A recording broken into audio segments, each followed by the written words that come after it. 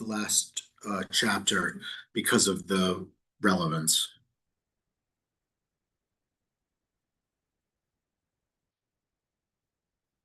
Setting up. Okay, we are live on YouTube, and I am going to share our screen so everybody has what they need. Okay, great. That's literally the opposite of what I wanted. Okay. Okay, so where I'm just doing chapter 12, verse 33, and then we'll quickly move. On the 15th day of the 8th month, the month in which he, Jeroboam, the king now of the northern kingdom of Israel, uh, had contrived of his own mind to establish a festival for the Israelites, Jeroboam ascended the altar that he had made in Beit El. As he ascended the altar to present an offering, an agent of God, an Ish Elohim, arrived at Beit El from Judah at the command of God. So while Jeroboam was standing on the altar to present the offering, we'll get to the rest of it in a second. So we didn't get the prophetic call for this prophet, whoever he is, but some prophet who already will learn more about calls and whatnot, but who God had shouted down to him, been like, hey, I need you to do this thing. I need you to go to Judah, go from Judah to Israel, to Beit El, and I need you to go talk to this guy who's the king of that place and tell him something for me. So that guy did his whole journey, and now he's here to do his thing. So while Jeroboam was standing on the altar to present the offering, so at the most dramatic moment, he, the agent of God, at the command of God, cried out against the altar. O altar, altar, thus said God, a son shall be born to the house of David, Josiah by name, and he shall slaughter upon you the priests of the shrines who bring offerings upon you, and human bones shall be burned upon you. Fun. Nice message, yes. He gave a portent on that day, saying, here is the portent that God has decreed. This altar shall break apart, and the ashes on it shall be spilled. When the king heard what the agent of God had proclaimed against the altar in Beit El, Jeroboam stretched out his arm above the altar and cried, seize him. But the arm that he stretched out against him became rigid, and he could not draw it back.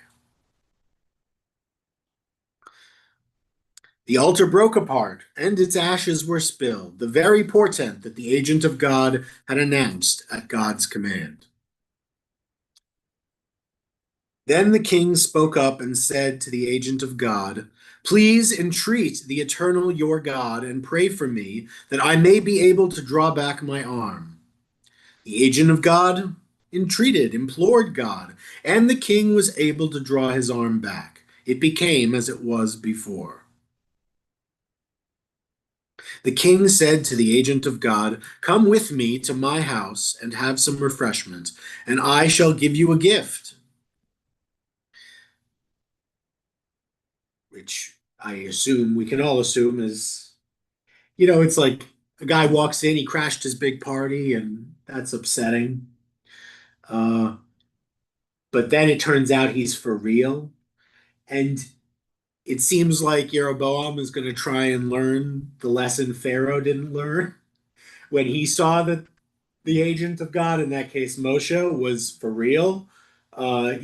Because you read the story of Pharaoh and you go, man, can't you figure it out? Like, you should just do it because this isn't going to go well for you if you continue to, be obstinate.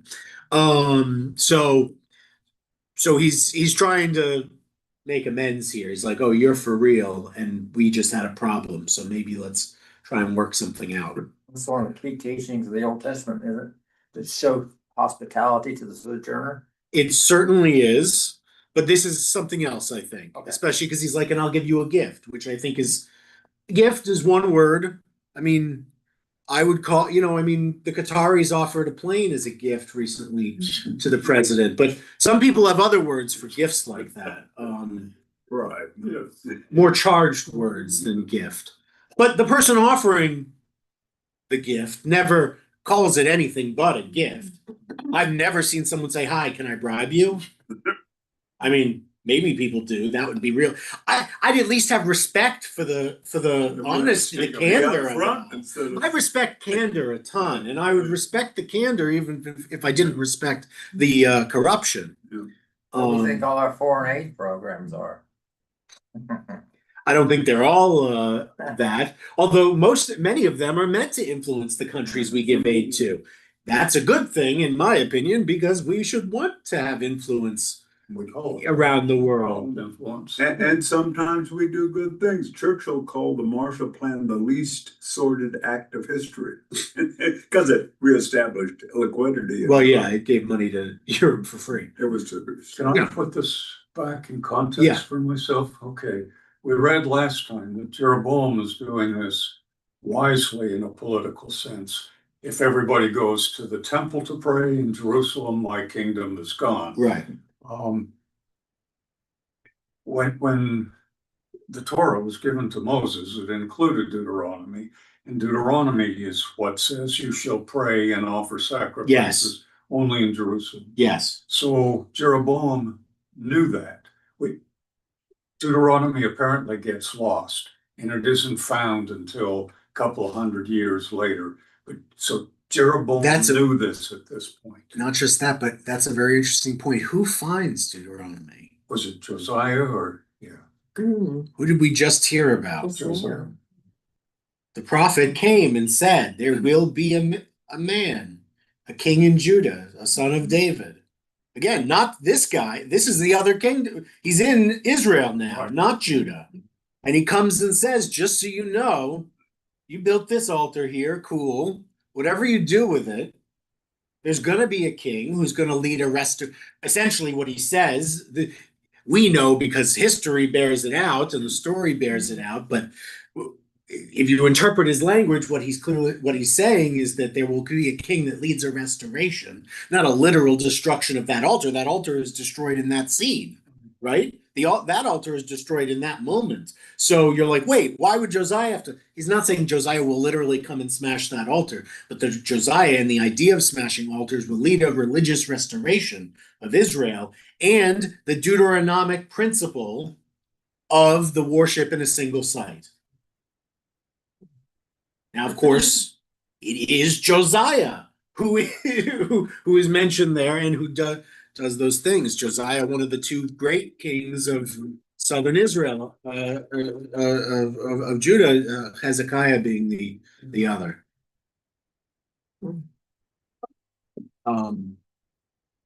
Both were really, really good, and probably the reason why it lasted so much longer than the northern kingdom of Israel did, about 150 years longer. But okay, so he said, "Come and I'll give you a gift and some food."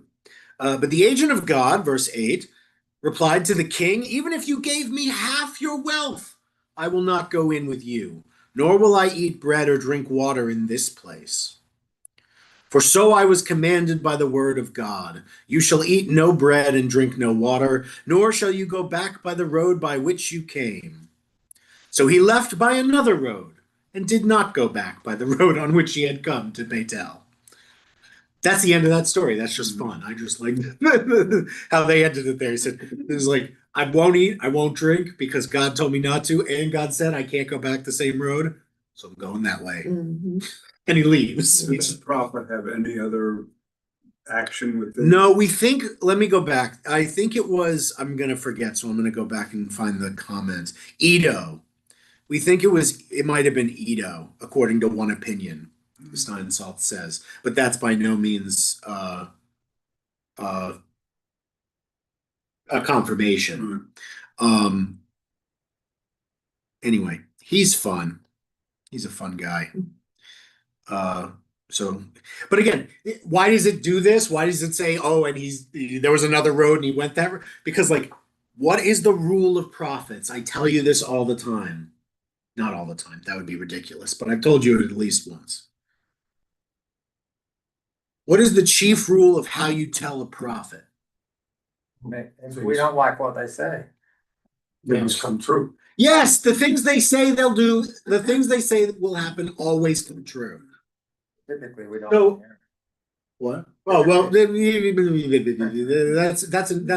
another thing. That's no, I'm talking about the prophecies, not Right. injunctions. Injunctions, God gives them often knowing whether they'll be fulfilled or not. But in this case, in any event, we get anyway. That's why you get that extra line, because it's like, oh, because he's going to do this, and because he had to do it, he did do it, and because he did it, you can tell he's for real and not, not the authenticity. We can tell you need that, the prophetic authenticity.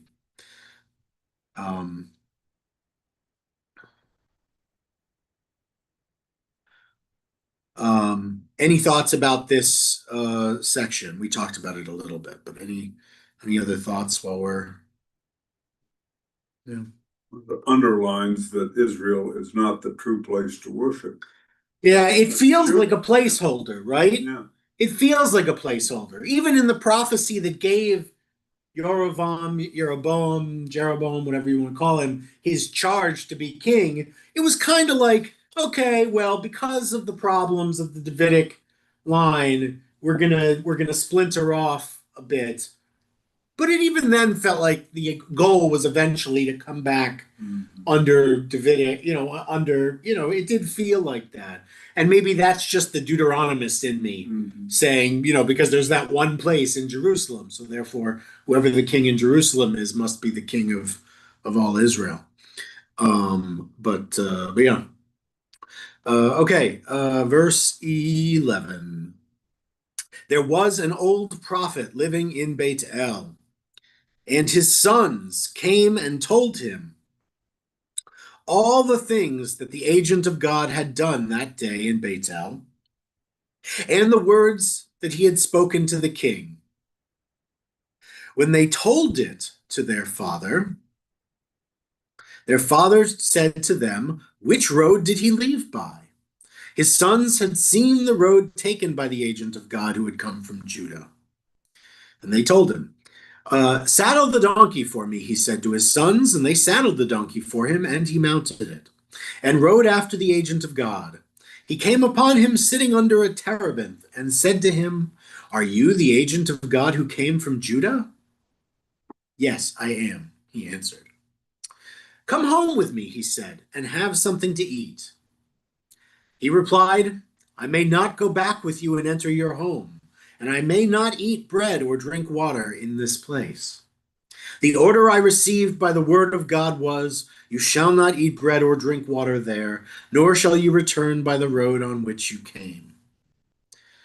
"I am a prophet too," said the other, "and an angel said to me by command of God, bring him back with you to your house, that he may eat bread and drink water." Kicheshlo. He was lying to him.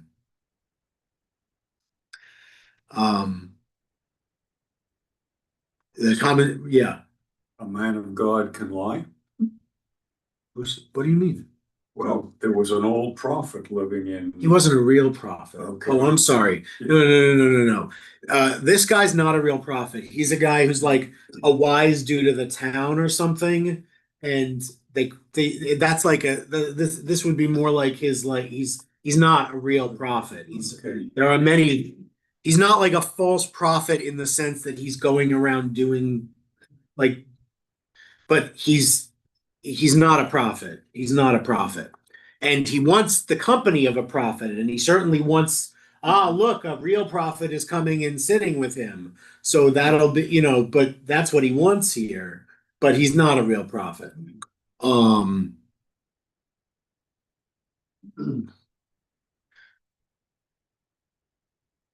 Right. But the guy, the Isha Elohim thinks, okay, well, obviously God has, I did my thing, and God must have sent an angel to talk to this guy and tell him to bring me to his house. So, okay, I'll go with him.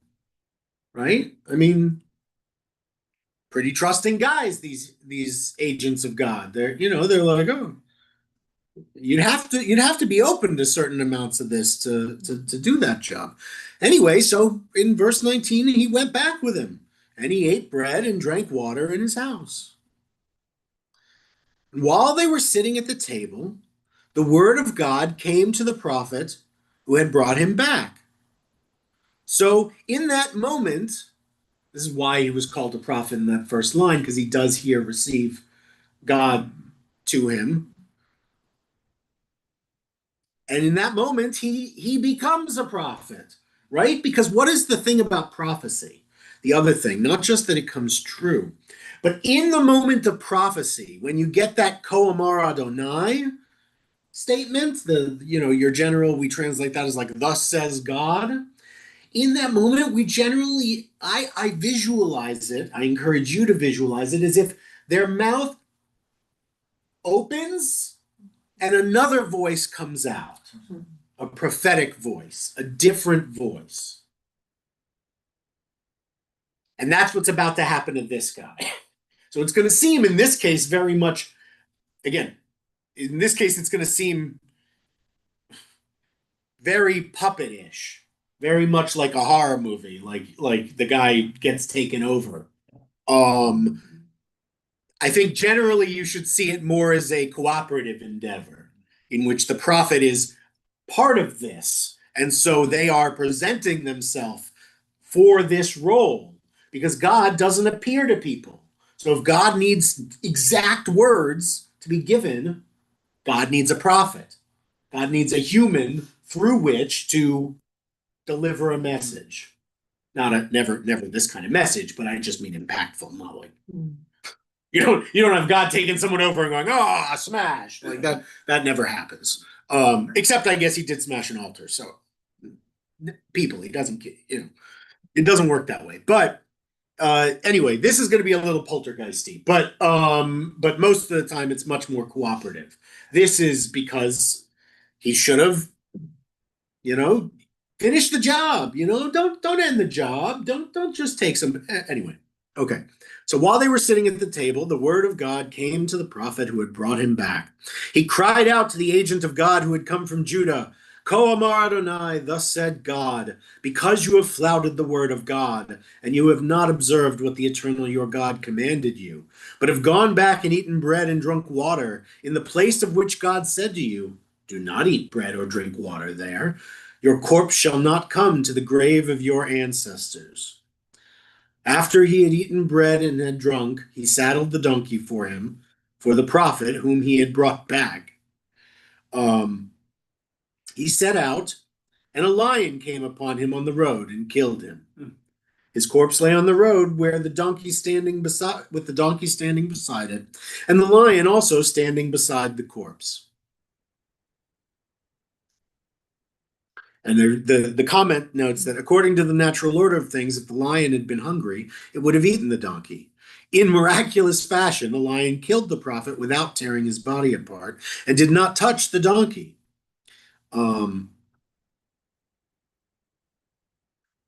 Some people who passed by saw the corpse lying on the road and the lion standing beside the corpse. They went and told it in the town where the old prophet lived. And when the prophet who had brought him back from the road heard it, he said, that is the agent of God who flouted God's command. God gave him over to the lion, which mauled him and killed him in accordance with the word that God had spoken to him. He said to his sons, saddle the donkey for me, and they did so. He set out and found the corpse lying on the road with the donkey and the lion standing beside the corpse. The lion had not eaten the corpse, nor had it mauled the donkey. The prophet lifted up the corpse of the agent of God, laid it on the donkey, and brought it back. It was brought to the town of the old prophet for lamentation and burial. He laid the corpse in his own burial place, and they lamented over it. Alas, my brother. After burying him, he said to his sons, when I die, bury me in the grave where the agent of God lies buried. Lay my bones beside his. For what he announced by the word of God against the altar in Bethel and against all the cult places in the towns of Samaria shall surely come true.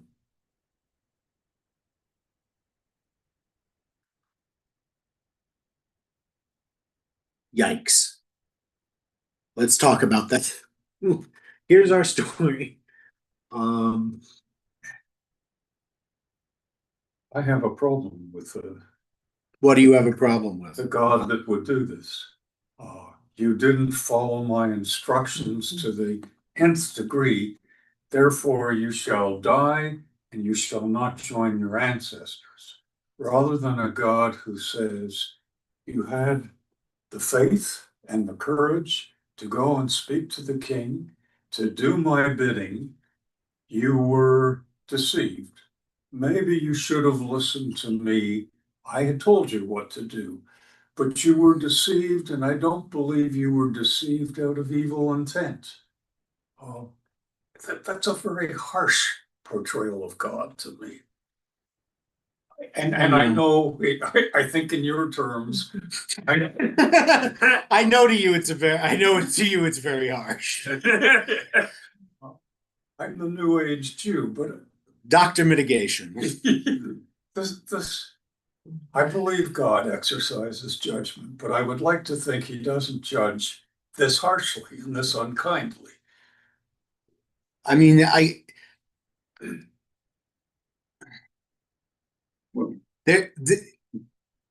it's hard because I want to start by like throwing a lot of moral and just so many assumptions out. Not bad assumptions, modern assumptions and human assumptions and American / Canadian Western liberal assumptions. I want you to throw them a billion miles away because this has got nothing to do with any of that. And you can't understand it with that because your philosophy is great for a human judge.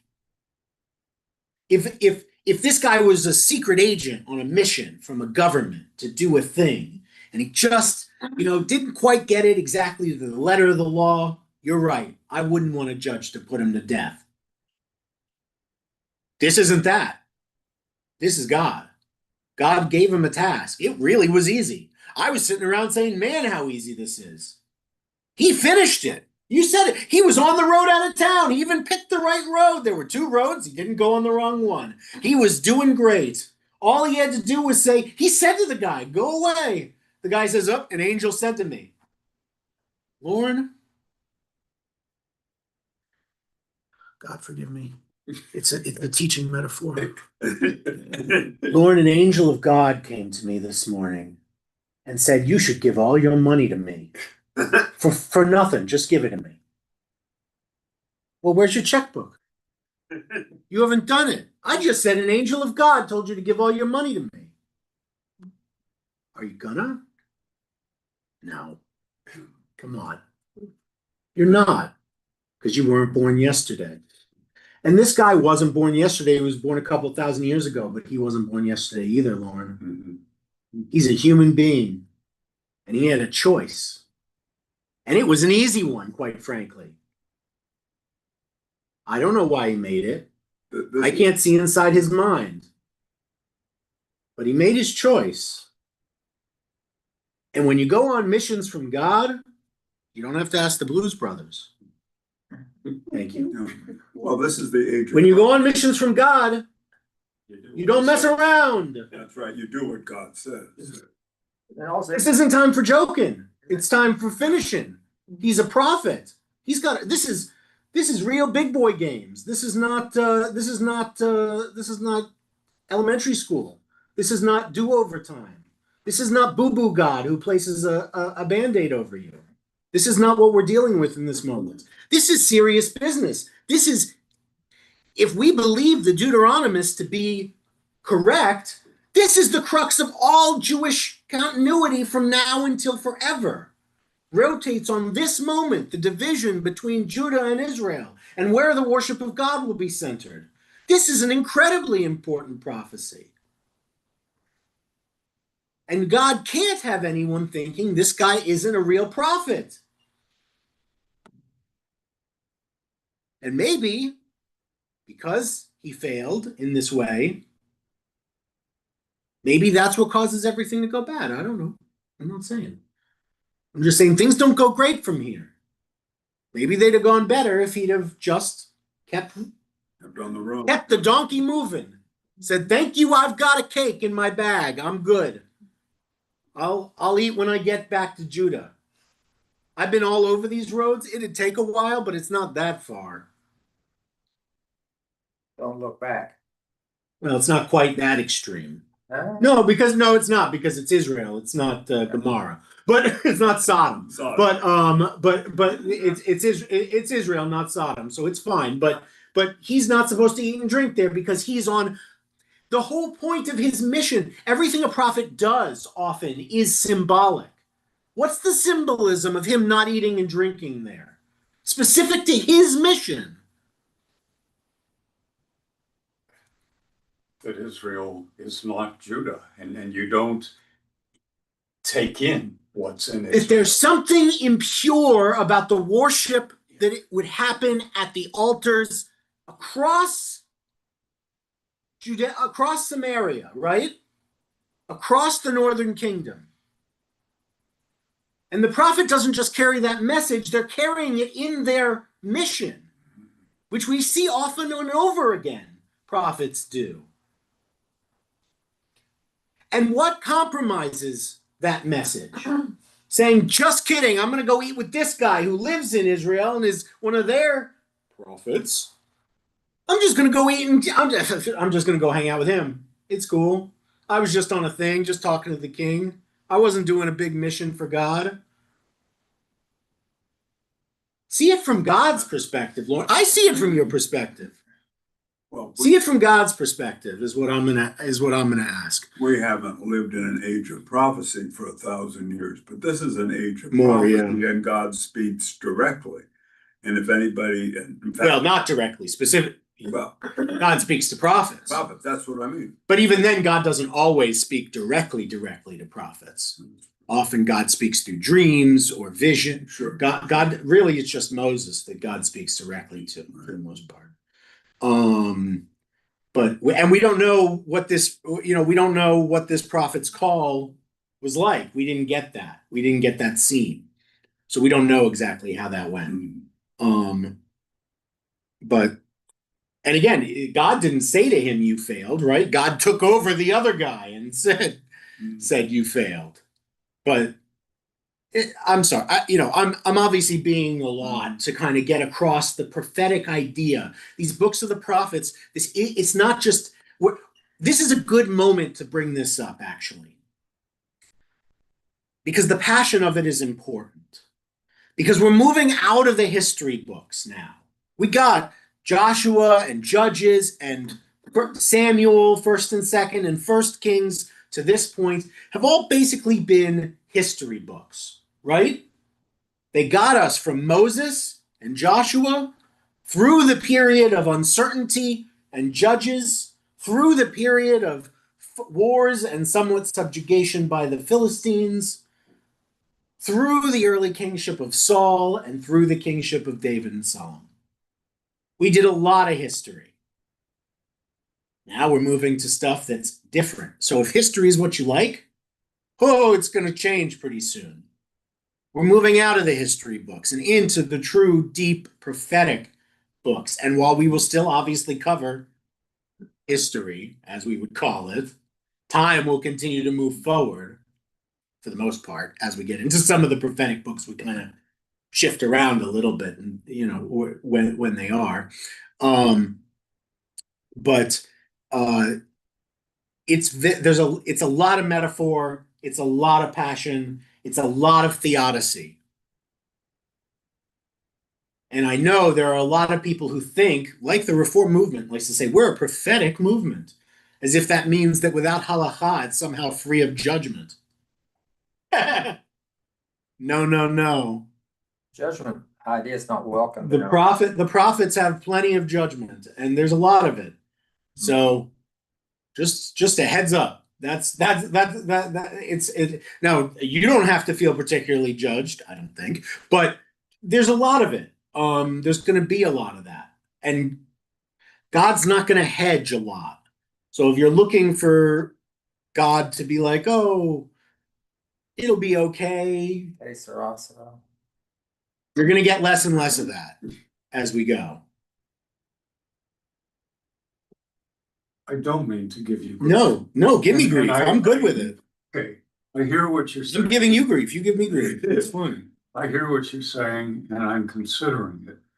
I call God my father. Okay, That's anthropomorphizing him. sure. But I think of him as a parent. And what I want from a parent is not someone who says to their child, you do this because I said it or else. I want to see a parent of love. I want to see a parent who reasons, a parent who says, yes, I told him this, and I told him this because it's the right thing, but I don't believe that he's evil and that I should treat him as evil. And yet this, at least to me, is how this notion of God is coming across in these verses. And so I want to ask you to try and shift your frame. Okay. What if all Israel was what if your child wasn't this one dude? What if it was all Israel? What if it was all of humanity? What if your goal over the course of your existence, which was infinite, of course, was to shape the human race? And this one guy, I mean, we do it all the time with living things. I don't have to use it. We do it with plants.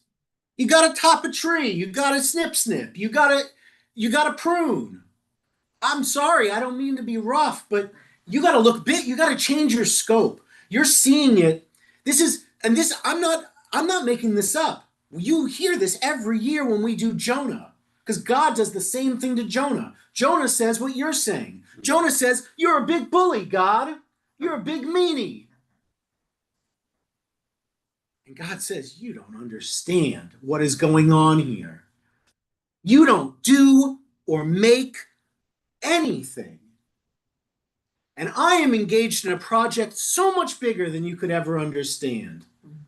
So either, and this is what God says to Jonah, not what I'm saying to you, but what I beg you to reconsider when you're thinking about frame, is that God ends up saying to Jonah, play your part or get out of the way.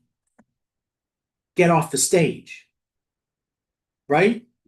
The end, he says, you'll sit here, you'll go and live, or you'll die. But that's it. Because you're a human being. You don't get forever. Only God gets forever. You're on the stage for a certain amount of time. You're not entitled to any amount of it. And God doesn't view, I wouldn't even say God views, I mean, not that I can say how God views it, but it doesn't appear that from viewing the outline of it, that God views even, I'm not sure exactly how I want to say this, so I'm going to rephrase. But yeah, I think I've said what I need to say. I think our entire culture, I've not maybe Judaism's different, but that idea of judgment has become anathema, and it's kind of a four-letter word, and you're admonished for it. Here's where I'll push back on that too. Judaism encourages you to have equal measures of deen and rachamim, of justice or judgment and mercy. Now, the problem is too many people want to balance it on either way. They want to say that the right way to be is 70-30, their way. Right? Right? We'll call it the Lorne. No, I'm just kidding. The Lorne rule. right? 75% just mercy, and a little bit of just judgment. Little salt bit, right? Just a little. We'll just do a little bit of salt, a little bit of judgment, but in a big old pot of mercy. But that's not what God's saying, right? Does it not say? Sounds like 50-50 to me. Does it not say something? It's the New Testament. I desire Yeah. mercy, not judgment. That must be New Testament. you. This is the whole thing. People are always like, and you get this all the time in American Jews who are just, because they're so American, they're like, well, we should really just let it go, right? We should just, right? This is the turn the other cheek thing. And I was like, guys, we don't have that. We don't have that. That's not a thing in Judaism. There is no turn the other cheek. If somebody turns your cheek, you turn their cheek. Justice. Anyway. That's a big difference. Yeah, yeah, right. I'm saying so you could get rid of judgment if you want. Unfortunately, my problem is when you get rid of judgment, bad people continue to do bad things. So what abundant mercy is in the realm of God. God can choose to be as abundantly merciful as God wants. We have to make sure we're balancing our mercy and our judgment so that we are maintaining a society that is good. Because you can be too merciful. There's that old what is it? It's trite, but it works in this one instance. Mercy to the bad people is bad to the merciful, or something. It's like one of those things where it's like if you spare the rod, spoil the child. No, it's a different thing, but I don't remember it. Anyway, you look it up. It's dumb, but in this one instance, it fits. So sometimes to live in a world without any judgment would be chaos. It would just be a world of regression, of nothing, of no ability for people to have things or build things, because anything could be taken from anyone at any moment. It's a world of insecurity, and that is not the world God desires for us. God specifically desires a world of justice for us. So we'll have that when we balance judgment and mercy. Anyway, so yeah, this guy's like, yep, all this will surely come true, even though it's this guy's fault, right? We can say, though, I just want to say, Lauren, this guy's a jerk, right? The fake prophet guy who was like, I'm a prophet coming. He really messed this guy up, right? Okay, I feel bad for I just want you to know, I feel bad for the prophet guy. For, I didn't want him to go. It shouldn't have gone down that way. I don't, it doesn't feel good. I agree with you. It doesn't feel good that it went down that way. But not all these stories feel good. Some of them do, some of them don't. That's actually how I find it to be. What makes it feel most true to me is that not all of the stories feel good. They don't all make you feel like, yes, I'm a part of the doing the right thing crew, where we're all doing the right thing, and all of our stories point to our heroes doing the right thing. Because that would be a very easy Bible to follow, right? You're a part of the group of people who always do the right thing. That's a really easy Bible to follow. But our Bible doesn't say that, which is, I think, lends to its truth, because it sounds more human than our group of people always do the right thing and other people don't, which no group of people always has everyone always do the right thing. We all know that, so why pretend otherwise? Anyway. Okay, we'll get back to the text now in verse 33. And after this incident, it says here even after this incident, but I don't know why it says even. It doesn't say that in Hebrew. After this incident, Jeroboam did not turn back from his evil way, but kept on appointing priests for the shrines from the ranks of the people. He ordained as priests of the shrines any who so desired. Thereby the house of Jeroboam incurred guilt to their utter annihilation from the face of the earth. Is that kind of implying a kind of a caste system? A kind of a what? system? Caste system? I mean, in a way it is. I mean, but not real. I mean, in the sense that the people who were supposed to be priests were supposed to be from the tribe of Levi. So it's not really a caste system, except that there's one tribe where the priests come from. It's also not a great job. Like, normally in caste systems, the one group that's singled out is usually like super exalted and they get all the good stuff. This group's kind of the opposite. This is like the one group where it's like, you guys have to like live lives of service to the other tribes and, you know, sweep and stuff. I mean, some of them got to be cool priests who got to do like burning stuff and whatnot, but some, you know, chief barbecuers, but some of them had to just like swept and stuff, were janitors essentially. And they were assigned that job by their birth, essentially. I mean, to some extent. So again, yes, but not in the way you traditionally think of a caste system. It's just very different, I would say. It's not a caste system because there aren't ranks, really. There's just two.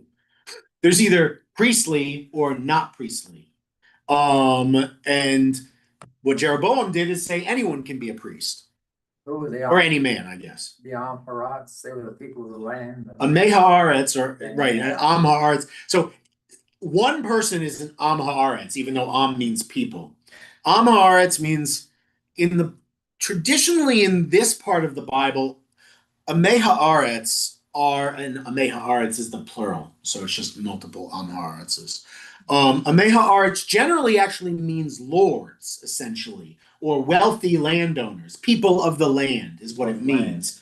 However, by the time of the Second Temple and the rabbis, Am Haaretz has taken on a different meaning, especially probably, I think, because of the exile and return from Babylon, in which the people who remained, Samaritans to some extent, were not knowledgeable in Judaism, not as knowledgeable as the people who came back. And so Am Haaretz became a term for layman or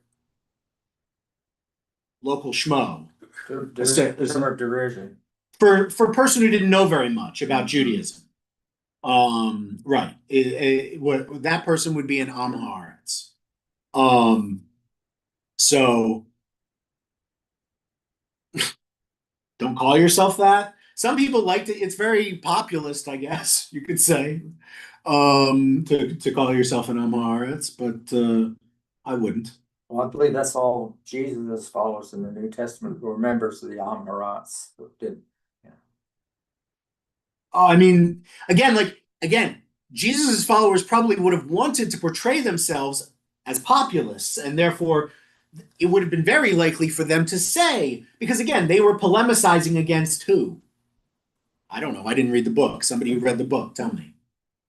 Prophets, Pharisees. Yes, the priests, right? I mean, primarily. Maybe even more so than in fact, I often find that Christians somewhat confuse, Pharisaically, the rabbis and the priests, who are actually competitors within the Jewish system. So if Jesus is criticizing one, he might not be criticizing the other, because that would be weird. In fact, at some times, the priests are upset because they think he's a part of the like he's a part of the rabbinic rebellion against because the rabbis are increasing in power in the Second Temple period, leading up to the destruction of the temple, and the priests don't like that. They want to they're at the top and they want to keep their power. And the truth is, they probably would have kept most of their power if not for the destruction of the temple by Rome. But when Rome destroys the temple, the priests are gone. They lose all their power in one fell swoop. And the rabbis are what end up taking over. But the rabbis and the priests were competitors. Anyway, I say all that to say, if you were rebelling against the elitist, the priests who had their whole system at the temple and all that, you would want to portray yourself as someone who was, and then also against the rabbis, you could say, well, I'm just like you. I'm just an average person, right? It's a very populist message. And if I were rebelling against those power structures, it's probably what I would, that's how I would polemicize them. In any event. The house of Jeroboam incurred guilt. And by the way, the house of Jeroboam has to incur guilt because something's going to happen in the northern kingdom of Israel. Does anyone know the frightful name, the name of the usurper? It's not Robert Baratheon. Game of Thrones reference. It's not, though. That would be cool. That would be a great crossover. His name will be Omri. We'll get there. Yeah. Okay. I feel like I've been shouting the whole time. It's good. This is like a workout for me. At least It's good. Just do a lot of this. And the usurper is Assyria? Or? No. He takes over the kingdom. He becomes the king. But he was a general. Not supposed to be the king. We're talking about the line. Right, yeah. But since we got to get a new king, because this line, no good. We gotta. So now, okay, so let's go. We're going Etahi, in a time that is, in a time that would be, at that time. Avia, or my father is God. Just a great name. Name your kid Avia. That would be real presumptuous, wouldn't it? You're like, my kid is Avia. Yeah. Really? His father's God. Aren't you his father? Seems weird. Seems like a weird thing to do. Anyway, also interesting, again, my father is God. This is not the first Jew to claim that, I guess. And certainly, as we know, won't be the last. But in any event, Avia, son of Jeroboam, fell sick, and Jeroboam said to his wife, "Go and disguise yourself so that you will not be recognized as Jeroboam's wife, and go to Shiloh." It's never served a guy wrong to send his wife out disguised before. He doesn't have to read about Abraham and Sarah and anything. The prophet Ahijah lives there. And this one's my brother is God. So we got my father is God and my brother is God. Awesome. God is my brother. Ahijah lives there, the one who predicted that I would be king over this people. Take with you 10 loaves, some wafers, and a jug of honey, and go to him. He will tell you what will happen to the boy. Jeroboam's wife did so. She left and went to Shiloh, and came to the house of Ahijah. Now Ahijah could not see, for his eyes had become sightless with age. But God had said to Ahijah, "Jeroboam's wife is coming to inquire of you concerning her son, who is sick. Speak to her thus and thus." So say this: "When she arrives, she will be in disguise." Ahijah heard the sound of her feet as she came through the door, and he said, "Come in, wife of Jeroboam. Why are you disguised? I have a harsh message for you." I'm sorry, I don't mean to laugh. It's just the way they phrase this is a little funny. It's not a funny thing he's going to say. Go tell Jeroboam, Koamar Adonai, thus said the Eternal, the God of Israel, I raised you up from among the people and made you a ruler over my people Israel. I tore away the kingdom from the house of David and gave it to you, but you have not been like my servant David. Keep bringing up David, who kept my commandments and followed me with all his heart, doing only what was right in my sight. I guess God's got rose-colored glasses. I remember a little bit of strife there, but it's forgiven. And he's like, he comes over and says, David, why can't, this is where Jewish mothers get it, by the way. Why can't you be like David? David was good. He became a doctor. And he did everything that was right in my sight. You're such a bad king, Jeroboam. Anyway, that's so we get. Sorry, now I did my spiel for you. But so there's that, and now what? Even more in verse 9. You have acted worse than all those who preceded you. There's only been like 3 or 4, but still worse. This is a trend you're going to keep seeing, though. You have gone and made for yourself other gods and molten images to provoke my anger, and me you have cast behind your back. So in here, we're saying that the altars are sites of idolatry. Therefore, I will bring disaster upon the house of Jeroboam, and will cut off Jeroboam every male, bond and free in Israel. I will sweep away the house of Jeroboam utterly, as dung is swept away. Right. This is supposed to be specifically very insulting. The commentators want us to know the phrasing of this.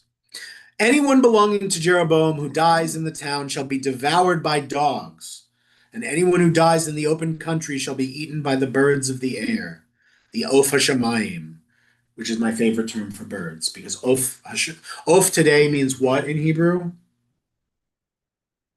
This time it comes from La'ayaf, which means to fly, but it means chicken in modern Hebrew. So Oph HaShamayim, Shamayim also means what? It means sky, but also Heavens. heaven. So Oph HaShamayim could mean literally the sky flies, like the things that fly in the sky, which is why it always says birds of the sky. It could also mean heaven chicken, which is my preferred translation for Oph HaShamayim, the heavenly chicken. It's never that, but I just like that as a translation. Anyway, the vultures, right? The vultures, the carrion birds, the ravens, the vultures, they'll eat you. For God has spoken. Ki Adonai diber. As for you, go back home. As soon as you set foot in the town, the child will die, he says to the wife of Jeroboam. And all Israel shall lament over him and bury him. He alone of Jeroboam's family shall be brought to burial. For in him alone of the house of Jeroboam has some devotion been found to the eternal, the God of Israel. So the son's going to die, but the son, here's your mercy, by the way. This is the mercy. Is that everyone else, the dung and the dogs eat you and the birds eat you and everything else. But this is a kid. And this kid, innocent enough that there's been some good in him so he can have a royal burial and all. He can be buried appropriately and stuff. Now you may say that's not merciful enough. To which I'd say, as says who? Did you lay the foundations of the city? Right, exactly right. Like right. I mean, it's just that's just it's today everything's very. I'm glad personally. I'm a very soft person. I say this in front of the internet. I would not do well 3,000 years ago. Super bad. I would be dead instantly. No good. If I had to heat my water to not die from it, definitely would have a bad time. I would complain nonstop. So I like that I live in the modern day. But we live in very different times, guys. Anyway. Verse 14, moreover, God will raise up a king over Israel who will destroy the house of Jeroboam this day and even now. So even at this moment, God will strike Israel until it sways like a reed in water and uproot Israel from this good land that was given to their ancestors and will scatter them beyond the Euphrates because they have provoked God by the Asherot, a sacred post that they have made for themselves, right? They're the Phoenician goddess Asherah. They're doing too much. They're doing too much. Interestingly, we didn't hear that. We know they're illegitimate altars, but we didn't hear in the text that they were worshiping idols. Remember, this is years later. Remember, he didn't turn back, and then we got blah blah blah blah blah. We got time pass, and then we found Aviah, who was sick. Yeah. And this was years later. Okay. So Jeroboam was king for a while. This all happened. So things kept degrading religiously from not turning back from the post. Again, the mission of that prophet was to be like, look, you were supposed to be king, but you weren't supposed to change how religion works.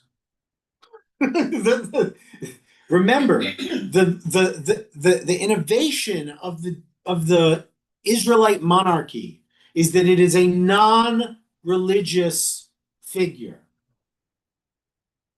That didn't exist anywhere in all of human history until this. that the king was not either co-equal or even the high priest of the religion. It's less power than Henry VIII had. Theoretically, that's the goal.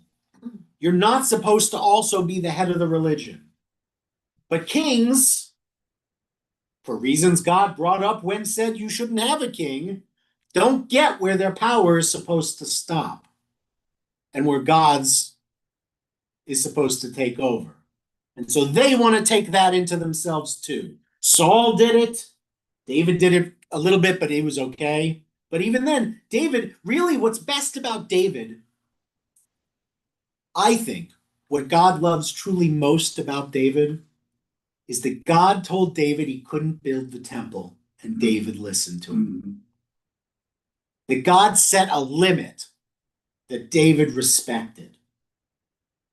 That David kept the boundary correct between king and divinity. And that, I think, is what God loved most about David. David played the role that he was supposed to play. And I keep saying this. I know it's not, Shakespeare is not Bible, but this is a stage. We all have roles. This is God's view of the world, not mine. I think, not that you don't have free will, you do. But David's destiny brought him to where he was. David's will and existence brought him to his moment in the story. And David's choice to respect the limits placed on him, to take his free will and not overreach, I think is the ikar, the essence of what God loved most about David. I guess the big problem with modern man, they don't realize that they have limits. Well, it is hard. A lot of people don't know what their limits are because we don't respect limits so much anymore, and we don't really respect the sources from which limits come. Because if you don't, you have to respect the limiter. That's really the end of it. God, that's again, David revered God truly in his heart. And what that meant was when God set the limit, the real limit, not saying David never sinned, Right. Not saying David did everything right all the time, but clearly God's got some real hard lines and some, at least when it comes to the role of the king, right? Like within history, David had a role that God needed him to do, and he did it. And he had to choose to do it because God couldn't make him. Free will. And he did still choose it, and he still did it. And that's great. And you'll see, even though that sounds easy, especially for a king, shocking numbers of them will fail. Basically, everybody is going to fail. You have taught me something very new this morning. I've always thought that what God most appreciated about David was that when he used his free will to sin, he could acknowledge guilt and say, I'm sorry, and try and make reparation. But where he sinned was in his private life, not in the role that God had given him, is what you're saying. And I had not seen it that way. Mm-hmm. The difference between monarchy and theocracy. Right, right. That distinction is certainly what's important, and the role of the monarch was to be an administrator, essentially, of the people, for the people, for their common defense and general welfare, like we say in our preamble of our Constitution. Like that was the idea of the monarch. To be the representative of the people to the nations, not to be not to be someone with God. There's a palace and a temple. Those are not the same place. And too many kings don't get that. Jeroboam didn't get it. And so again, God here is like, I'm going to make an example of him. If I make an example of him, maybe the next king will choose to do better. Doesn't work out that way, but still. A couple of them will choose good. I don't want to say a couple of them will be good. And the text will tell us the rare times when they think that they're good kings. Okay. So yeah, God will strike them and they'll be that. Verse 16, we're still getting yelled at. Israel will be forsaken because of the sins that Jeroboam committed and led Israel to commit. So this is why this is the core of why Israel is exiled first. Why Israel gets destroyed in 720 BCE and why Jerusalem doesn't fall till 586. So she got a not great news. Jeroboam's wife got up and left, and she went to Tirzah. And as she went, as soon as she stepped over the threshold of her house, the child died. They buried him, and all Israel lamented over him, in accordance with the word that God had spoken through the prophet Ahiyahu, I guess it should be. I don't know why they say Ahiya when it's Ahiyahu. It's the same thing. It means the same name. God's servant. And then this is something you're going to start seeing at the end of every king. You get this series of words in 19 and 20. The other events of Jeroboam's reign, how he fought and how he ruled, are recorded in the annals of the kings of Israel. Divrei Hayamim L'Malchei Yisrael, which might be Chronicles, might be the book of Chronicles, or maybe a lost book that we don't have. Jeroboam reigned 22 years, then he rested with his ancestors, and his son Nadav succeeded him as king. So that you're going to get a summation at the end of every king from here on out. He did rest with his ancestors. Hadn't we just read earlier that he wouldn't be able to do that? Or am I misremembering? I think that was about the prophet. Oh, the prophet Didn't follow. Well, no, there was there was that prophet that rested in Israel. There will be. It's not about him. It'll be about his other sons and the people. It's just about the destruction of the. It's really about the desecrate, the utter destroying of his legacy and one of his sons did become king. So for a little bit anyway. Yeah. No, he did. Yep. Yeah. Right. Meanwhile, we get in verse 21 a catching up episode, before the episode starts, a meanwhile on the house of Judah, because this whole time we've been talking about Israel. What happened during all this time in Judah? Now we've got to keep track of two different places. Okay, so meanwhile, Rehoboam, son of Solomon, had become king in Judah. Rehoboam was 41 years old when he became king, and he reigned 17 years in Jerusalem, the city God had chosen out of all the tribes of Israel to establish God's name there. His mother's name was Naamah the Ammonitess. She's the Ammonite, but Ammonitess because she's an Ammonite woman. So Naamah. So you can remember that every Naamah is really, no, I'm just kidding. I don't want to say that because of but yeah, Naamah is the Ammonitess. Judah did what was displeasing to God, provoking more outrage than their ancestors had by the sins that they committed. So the sins were worse during Rehoboam's reign than during David and Solomon's reign. They too built for themselves shrines and ashterot and pillars and whatnot, and sacred posts on every high hill and under every leafy tree. Right? So they're just really bad. They're not even lost souls like the Israelites who don't have Jerusalem. They have Jerusalem. They're just messing up. There were also consecrated workers in the land. Anyone want to take a guess what consecrated workers means? I'm sure some of you have a translation that says something else. Temple prostitutes. Yeah, prostitutes. Yeah.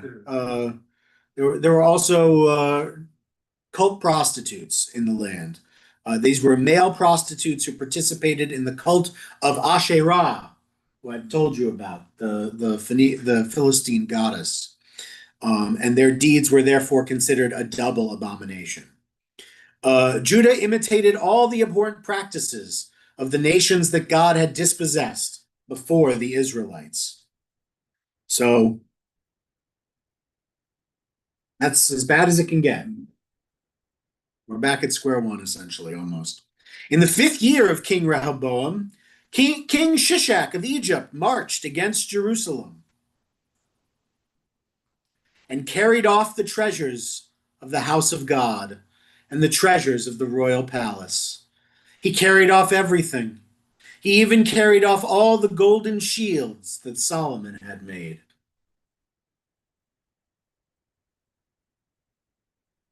King Rehoboam had bronze shields made instead, and he entrusted them to the officers of the guard who guarded the entrance to the royal palace. So, right, in other words, everyone couldn't have them because there weren't enough, and they couldn't afford to lose them. So these new bronze shields, only for the fancy palace guards, like how every Marine that stands guard at the White House wears a dress uniform. Mm-hmm. If they were a Marine standing guard overseas, they probably wouldn't be wearing a dress uniform unless they're at an embassy or something. But at a base or something, they wouldn't. It's because it's formal and not dangerous. That again, just terrible. Whenever the king went into the house of God, the guards would carry them and then bring them back to the armory of the guards. Couldn't afford to, The other events of Rehoboam's reign and all his actions are recorded in the annals of the kings of Judah. There was continual war between Rehoboam and Jeroboam. Rehoboam rested with his ancestors and was buried with his ancestors in the city of David. His mother's name was Naamah the Ammonitess. His son Aviam succeeded him as king. What do we think? Aviam is father of the nation? No, because this is Yam, like water, like sea. See? Yeah, and it's Abiyahu, I think, in some texts. Yeah, I think it's just a diminutive of my father's God, the same kind of way. Again, they're the king, right? So they're taking on these names because in other kingdoms, the kings say that they're like deities or sons of. So again, the name is meant to be to be something that exalts them, to sound like they're special. Divine. I am the son of God. Well, I mean, they keep naming their kids, my dad is God. So, they keep naming their kids that. But again, nobody believes that God is actually the father of any of these children. It's not a theological point. It's just another one. Okay. Any other thoughts on these guys? The war between them. There's war happening. That's probably part of why they weren't prepared for Egypt. Egypt saw that they were divided and at each other's throats. Egypt goes in. Remember, the Bronze Age collapse, which allows David and Solomon to rise, that period is ending. And what you're finding now is that the major powers, which are about to be Assyria, the Neo-Babylonian Empire, and Egypt, are all coming back to power. They're all coming back to their fullness of strength. And the power vacuum of Asia Minor, a lot less vacuum. There's a lot more power. And as Egypt wants to move back up into the land of Israel, and as Assyria wants to move back down into the Golan and northern Israel, and as Babylonia, as the Neo-Babylonian Empire will soon try and encompass everything in the ancient Near East, two small, divided, poor kingdoms who have hills and a sea road are not in a great position to wage a three-sided war against three powers, each of which is much larger than they. If they were combined, maybe they would have a chance. Divided, they certainly have none. But there was continual war between Rehoboam and Jeroboam.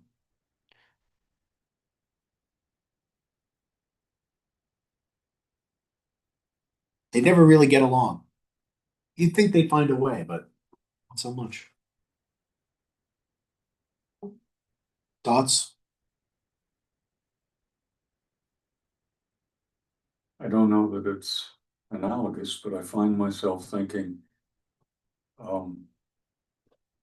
as you said, as the Bronze Age started, Israel came of age. She grew in power.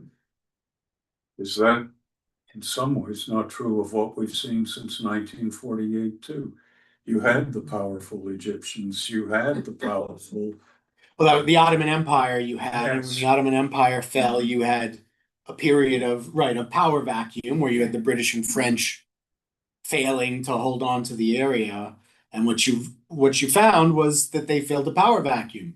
Yes, the difference, of course, is Israel internally may have divisions, but is not divided in this way, and for the moment has a qualitative military edge over all of its adversaries, over Turkey, over Egypt, over the Saudis, over Iran, over Qatar, for the moment. Again, so for all of the people who wish to do harm to Israel, for the moment, they cannot. If America does follow through and sell advanced weaponry like the F-35 to the Turks, to the Saudis, to the Qataris, They don't have the advanced electronic warfare systems in them, though. They're the primitive models, but they're not. There's a chance that the ones that are exported to the Saudis, bare bones, like the ones that are sent to the UAE, they're not quite, I wouldn't call them bare bones. They're still better than anything anyone else in the region has, but they're not as good as what Israel has. That's true. Israel has the Israel has just one step below what America has. America has obviously the best and does not export the best stuff we have to anybody, including Israel. There's a series of allies who get like the one step reduced version. Israel, the Japanese just ordered a bunch. A couple of European powers that bought them get one or two steps below what the US has. Then there are the real export ones. The UAE gets these. They're almost the original F-35s. They're stealthy, but they don't have as many advanced modern capabilities with data. I think don't the Israelis themselves upgrade some of those systems? The Israelis help the Americans produce the F-35I, which is a specific model of the F-35 designed for Israel, but not because it's more advanced than what America has, but it's more specific than what America has. Israel has very specific military needs of refueling capacity, tank capacity, armament, how much it can carry over long distances, that America's military doesn't use and doesn't need because of how it uses different F-35s from bases, from carriers. Israel doesn't have carriers. Israel has a different setup, so they need a different thing. And so they worked with America to redesign it a little bit to make it work for their needs. But it's not better, it's just a little different. If America has all the designs, in fact, America makes them. So if America wanted them, they could have them. They could just make them, but they don't want them because they're more expensive, and America doesn't need that to pay more for something they don't need more of those things. But in any event, could there be a day where Israel has a problem with? Could be. The Turks are very capable. And now it seems like some people want to see them have their military in Gaza, which would allow the Turks to have a colony, that from which they could potentially launch an incursion against Israel if they certainly they could threaten one to try and influence Israel, which is what Israel's worried they will do if they build up a drone presence and, God forbid, Air Force presence, because they have pretty advanced fighters without the F-35, and of course, ground presence there. Then suddenly there's a big Turkish military base in like 5 minutes from major population centers in Israel, and that's a major strategic concern for the Israelis, because the Turks hate them so much. And the Turks in their own media talk about how fighting with Israel is going to be the agenda for the next decade, for Turkey. So Turkey would like to be the next Ottoman. Well, Turkey would like to resurrect the Ottoman Empire. And we're seeing a lot of that. A lot of empires would like to resurrect. Russians would like to resurrect Russian Empire, which was the Soviet Union, same thing. The Turks would like to resurrect the Ottoman Empire. The Chinese would like to resurrect, I don't know, the Han Empire. Everyone would like their empires back, it seems, except for us, the Germans, maybe the Japanese. The English don't seem to want to do anything. I don't want to talk about the English. It makes me mad. But man, I'm seeing from England, so give me a straight skinny. No, I'm sad for England. I wish. How so? You know what I'm. Don't start with me. I just want England I think I to. would agree with your assessment. I just want. I know you would. What happened with immigration? With the Yeah. That's what he's referring. Right. I would like to see England come back to itself a little bit and to take a larger role on the world stage, quite frankly. But I'm not sure that's what the English want. I'm not sure that's what the British want. And it has to be what they truly want if they're going to do that. I think there's a number of look. We're going into a really interesting time in world history, and 2040 isn't going to look anything like 2025. And any of us who are still alive then, We're gonna be bankrupt. no, I don't think so. In fact, I think by that point, very few people will work. That's what AI is, yeah. I think at that point we'll probably all be living on universal basic income, and mostly computers and robots will do most of our work and shipping and trucking and most of our things. No plumbing or construction. They'll do that too. I've heard that. I can't wait. I'm going to buy that Optimus robot. And now I'm just saying this stuff on the internet. I can't wait. If Elon would sell me that robot tomorrow, I would buy it. I want it in my house doing my laundry.